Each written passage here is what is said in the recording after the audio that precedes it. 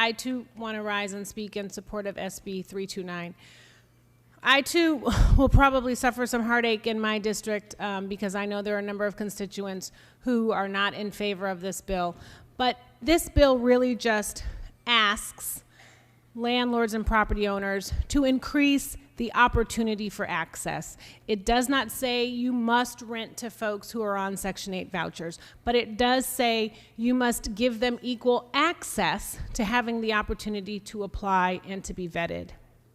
It is an anti-discrimination bill. And we talk in so many different ways on so many different issues about how to provide equity into the policies that we are considering. And this bill is about greater equity. I don't know if I have shared this story before, but I am the product of a biracial marriage. My dad is white and my mother is black. And in Chicago, in the very early 70s, they were looking to rent an apartment. And my mother had to work, so my dad went out and looked for an apartment. And he found a nice place, he applied, and the landlord showed him around, and at the end he said, "Where's your wife?" And he said, "Well, she's working." And earlier he had discussed wanting to rent to my dad. And at the very last minute, because my mother was not there, the landlord took a pause and said, "I'm going to file the application away." My dad went home, shared this with my mother.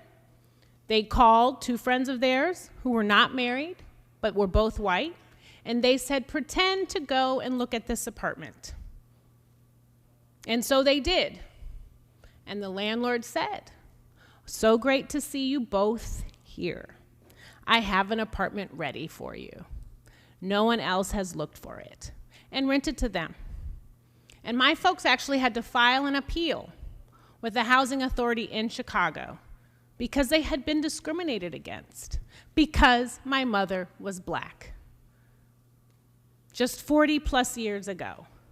This is an extension of that experience.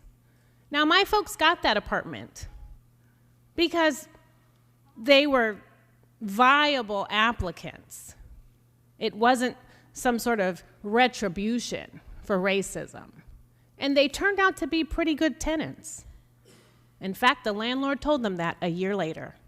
He said, "I didn't expect that you all would be so good, but in fact, you turned out to be okay." This is an extension of that experience.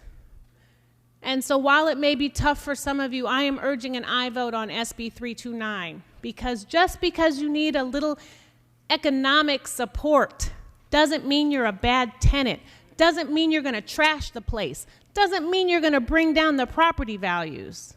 It just means you need a little assistance. And I bet everyone in these chambers has needed a little assistance.